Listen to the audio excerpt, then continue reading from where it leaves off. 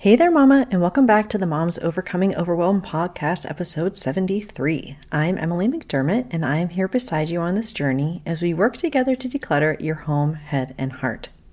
Today, I am bringing you part 3 of our listener frequently asked questions series, and today we are going to be talking about perfectionism, procrastination, not having energy to declutter, and how to create simple systems. And just remember, if you would ever have a question that you would like to have featured on the show, you can go to simplebyemmy.com/podcast, scroll down to where it says start recording, and who knows, you might have your question featured on one of our upcoming episodes.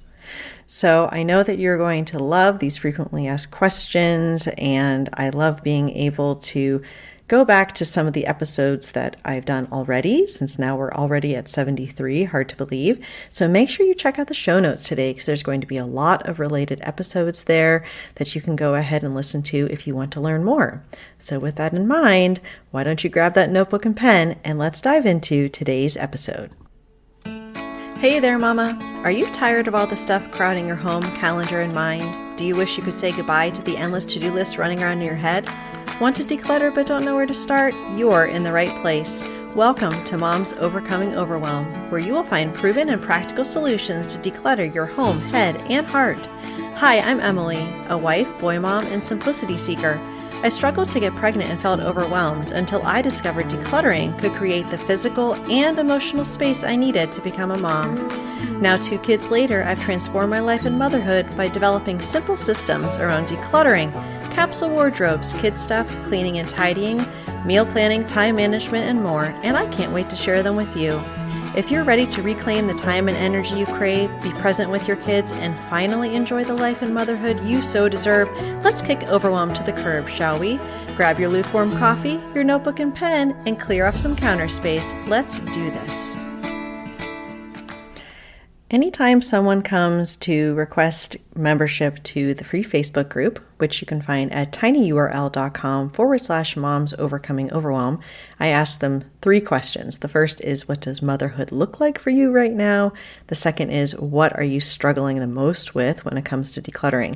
And the third is for their best email address for a once-a-month newsletter that includes the podcast roundup for the month, a blog post, and a helpful resource. Well, this is actually the 3rd episode in our frequently asked questions series on the show. And if you listen to episode 69 and listen to episode 71, you can hear some of the other questions you all have asked. But today I am pulling the questions directly from what you all have told me have been your biggest struggles. And the first one has to do with an all or nothing mentality when it comes to decluttering. So one person specifically said, I'm trying to break out of the all or nothing mindset that's keeping me from decluttering my home. Things pile up because I feel like I need hours to tackle a decluttering project. Someone else said that they avoid starting it because it feels like it would take too long. And I totally understand this. We've actually talked about this a little bit before about wouldn't it be nice if we had an entire weekend to ourselves? Of course, if we actually did, we probably would not want to spend it decluttering. And so we end up putting it off because we feel like we don't have enough time or enough focus time to be able to attack it. And as a recovering perfectionist and someone that struggles with procrastination, I've learned that there is a relationship between those 2 things. So we end up procrastinating on something because we feel like we can't do it the quote unquote right way. Maybe you can relate to that. And so that's why in the Facebook group, I really recommend that we go in, we set that timer for the 15 minutes, and we do whatever we can. It doesn't have to look like we're going to be perfectly curating our sentimental items. It might just be getting moldy food out of the fridge or taking the expired chips and other things that are in the pantry and getting rid of those. Or maybe it's just throwing away some junk mail that's been on the counter. It all counts. And so when you're having that all or nothing mentality, I would really encourage you to just set that timer, even if it's just for 5 minutes, and say, okay, I'm going to just focus on what is trash. And then as you gain that momentum, you start flexing those decision-making muscles, then you're able to do things that are a little bit more complex, a little bit more emotional in nature. And if you join the group, I will be supporting you every step of the way. We also talk a little bit about this in episode 12, which was my first interview, Say Goodbye to Perfectionism and Declutter with Confidence with Sarah from Simple and Intentional. And I just love how both she and I have struggled with perfectionism in our lives, but then we realized that the benefit of what decluttering brings you as far as you reclaiming your health and your time and your focus and your attention, then we're able to see that that is more important and be able to start incorporating decluttering into our everyday so it doesn't seem like this overwhelming thing. We're able to, while our kids are playing, look at the broken toys and put those aside. They're coloring. We take the broken crayons. We can throw them out. It doesn't have to be something that we're setting aside hours to do. It can actually be part of the fabric of our everyday lives. So the second thing that I hear quite a lot from all of you is that we have no energy or motivation or focus to declutter. And many of you in the group have told me that you are either diagnosed or undiagnosed ADHD. I'm going to be doing an episode in the future specifically speaking to all my ADHD mamas out there. But for now, I want to talk about the connection between not having the energy and all the decisions that we are making. So if you listen to episode 19, Exhausted and Burnt Out with No Energy to Declutter as a Busy Mom, you probably aren't asking yourself this simple question. The simple question is, what unnecessary decisions can I remove from my life? So we talk about the connection between how much stuff we have and choices between those things and how we need to make decisions between them.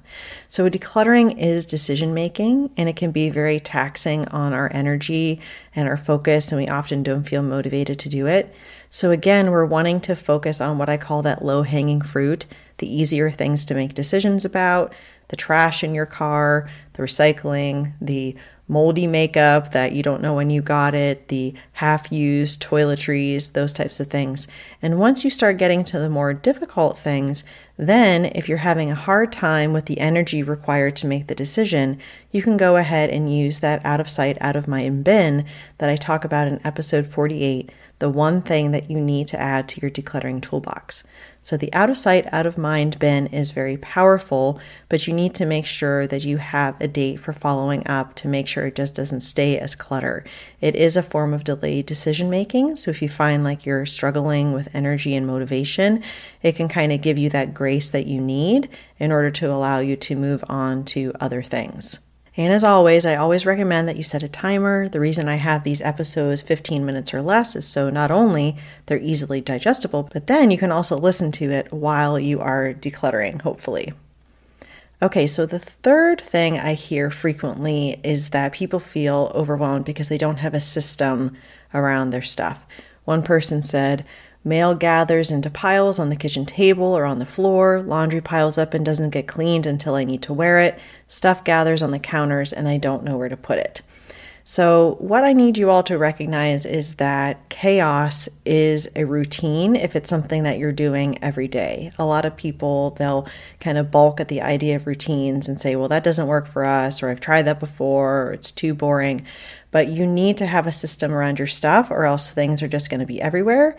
And whatever you are modeling is what the rest of your family is going to do.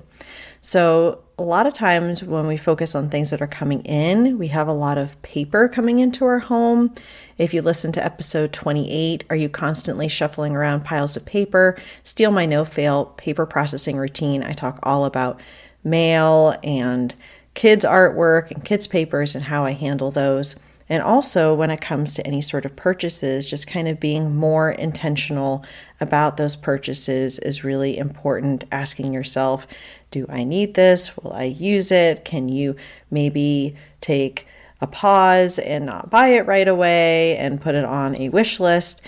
And in episode 68, which I had with Mary Simpson, 4 steps to stop the shopping habit, from former shopaholic and workaholic turned minimalist mom, Mary Simpson, she talks about some of the strategies that she uses to stop bringing so much into her home.